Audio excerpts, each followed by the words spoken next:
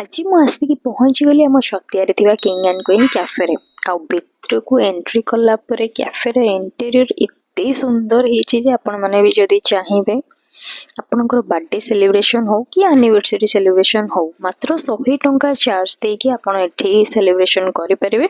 आउ एठी सब किछ अवेलेबल रहउचे patties cake ice cream burger pizza etcetera etcetera बहुत किछ अवेलेबल रहउचे और बहुत अफोर्डेबल प्राइस भी रहउचे। आउ एटा हम छतिया बस स्टैंड पाखे रे ही आपण माननको मेटी भाई को नंबर पिन कर दीची आपण मन जे चाहेबे भाई के साथ कांटेक्ट भी करि परिबे। आउ कैफेटा एते हाइजेनिक आउ खाइबा भी बहुत टेस्टी भाईंकर तापरे मुठी गोटे मशरूम रोल ऑर्डर कर देइथिली आउ एटा तो मते एते टेस्टी लागला जे एटा मोर फेवरेट लिस्ट रे रही गला।